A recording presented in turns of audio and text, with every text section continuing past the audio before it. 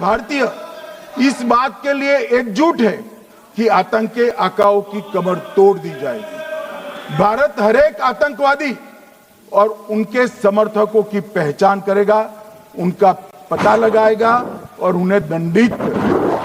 आतंकवाद कभी भी भारत की आत्मा नहीं तोड़ पाएगा। न्याय सुनिश्चित करने का मैं हर संभव प्रयास करूंगा। अनकोट।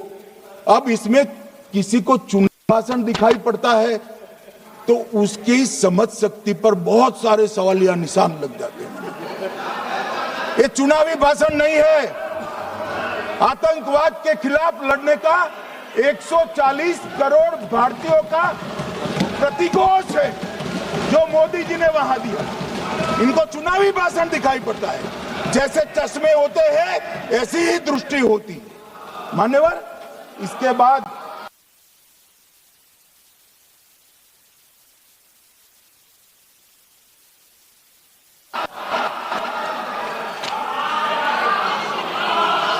मान्यवर 30 अप्रैल को सीसीएस की बैठक हुई, पहले 23 को हुई थी। उसमें सशस्त्र बलों को पूर्ण ऑपरेशन की फ्रीडम दे दी गई। प्रधानमंत्री मोदी जी ने सीसीएस की उपस्थिति में रक्षा मंत्री, एनएसए और सेनाओं के प्रमुख के साथ बैठकर पूर्ण ऑपरेशनल फ्रीडम देने का काम किया और इसके बाद ये ऑपरेशन सिंदूर हुआ। मान्यवर, ऑपरेशन सिंदूर 7 मई को रात को 1:04 से 4 मिनट से 1:24 तक चला। उसमें पाकिस्तान के 9 आतंकी ठिकानों को ध्वस्त कर दिया और पूरी दुनिया ने इसके दृश्य देखे। साहब, इससे बड़ा संयमित हमला नहीं हो सकता। आजकल दुनिया में युद्ध चल रहे हैं, हम देख रहे हैं, बच्चे मर रहे हैं, महिलाएं मर रही, निर्दोष मर रहे। हमने 9 आतंकी अड्डों को समाप्त किया, परंतु एक भी सिविलियन नहीं मारा गया, केवल और केवल आतंकी मारे। स्थान थे मरकज सुभान अल्लाह बहावलपुर, मरकज तैयबा मुरीद के, महमूना जाया कैंप सियालकोट, अरे नाम सुनो काम में आएंगे, सरजाल camp Sialkot, Sawai Nala camp Muzaffarabad, Syedna Bilal camp Muzaffarabad, Gulpur camp Kotli, Barnala camp Bhimber और अब्बास कैंप कोटली। मान्यवर, सर्जिकल स्ट्राइक और एयर स्ट्राइक में हमने पाक ऑक्यूपाई कश्मीर में ही हमला किया। एक प्रकार से भारत के हिस्से पर ही हमला किया। पाक ऑक्यूपाई कश्मीर हमारा ही, तो हमने तो हमारे हिस्से में हमला किया। मगर इस बार 100 किलोमीटर अंदर घुसकर पाकिस्तान की भूमि पर आतंकवादियों को तबाह करने का काम। और मान्यवर, ये आतंकी के ठिकानों पर हमला हुआ, इसमें मारा कौन गया? हाफिज मोहम्मद जमील जैसे मोहम्मद के प्रमुख मौलाना मसूद अजहर के बहनोई, मुदस्सर खादियान मरकज तैयबा मुरीद का प्रमुख, याकूब मलिक जेएम पदाधिकारी, मोहम्मद हमसा जमील जेएम ऑपरेटिव, मोहम्मद यूसुफ अजहर गंभीर रूप से घायल था, फिर मारा गया। जैसे मोहम्मद का आमिर मोहम्मद हसन खान गंभीर रूप से घायल था, फिर मारा गया। जेएम ऑपरेटिव मोहम्मद हसन गंभीर रूप से घायल हुआ। अब्दुल मलिक, खालिद अबू अक्स और नोएम मलिक, इनका कोई पता ठिकाना नहीं। और मान्यवर, ये पूछते थे मुझे कल कि पहलगांव के दोषी कहां गए? वो पहलगांव के दोषी कहां गए? ये जो मैंने, अरे सुनो ना यार, ये जो 10 मैंने नाम पढ़े हैं, इसमें से 8 ये चिदंबरम एंड कंपनी के समय में आतंकवादी घटना घटाने वाले लोगों को नरेंद्र मोदी जी ने मारा। ये हमें पूछते हैं कहां गए?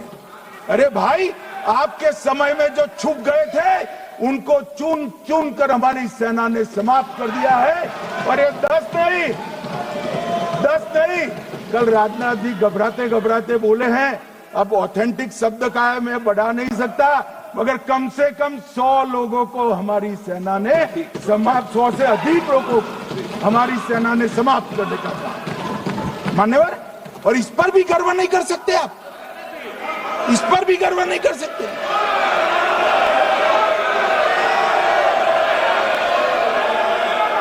मान्यवर,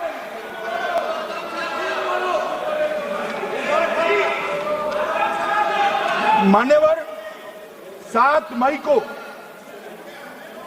1:26 पर 22 मिनट पर ये हमारा काम समाप्त हो गया।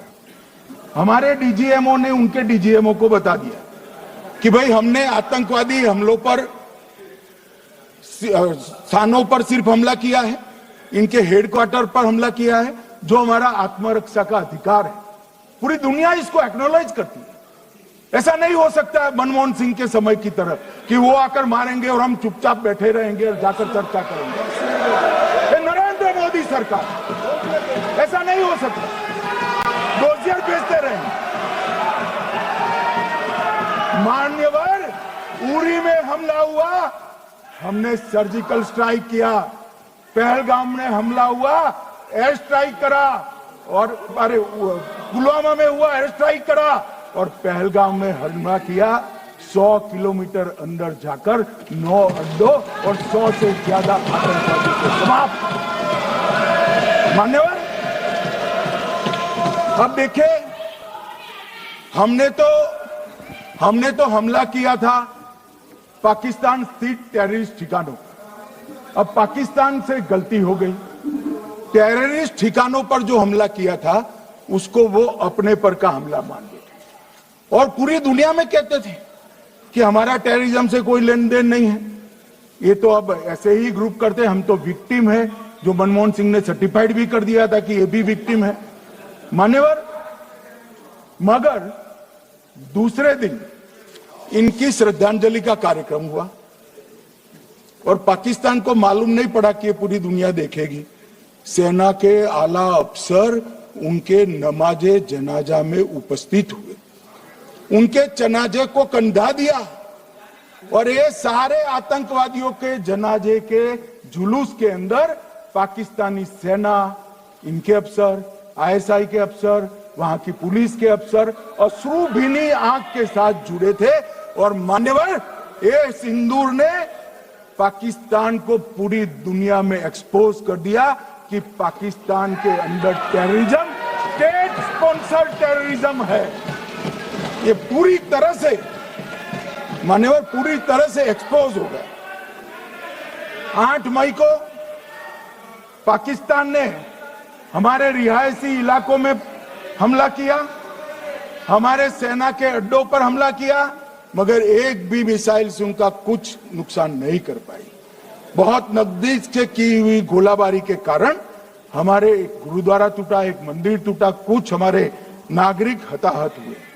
और दूसरे दिन 9 मई को मोदी जी ने सेना को हुक्म दिया, एक मीटिंग करी, राजनाथ जी, मोदी जी, एनएसए, सेना के सारे अध्यक्ष, और जवाब देने का तय किया और उनके 11 एयरबेस को क्षतिग्रस्त करने का काम किया।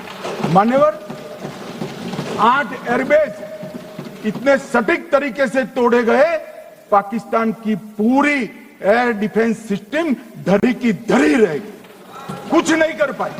नूर खान चकलाला एयरबेस तोड़ दिया गया, मुरीद तोड़ दिया गया, सुगुर्दा तोड़ दिया गया, रफीकी तोड़ दिया गया, रहीम यार खान तोड़ दिया गया, जकोबाबाद तोड़ दिया गया, सुक्कुर और भोलारी भी तोड़ दिए। और सुक्कुर, लाहौर, अरिफवाला, चुनेन, जकोकाबाद और नया चोर, ये 6 रडार सिस्टम भी उनके पूरी तरह से ध्वस्त कर दिए।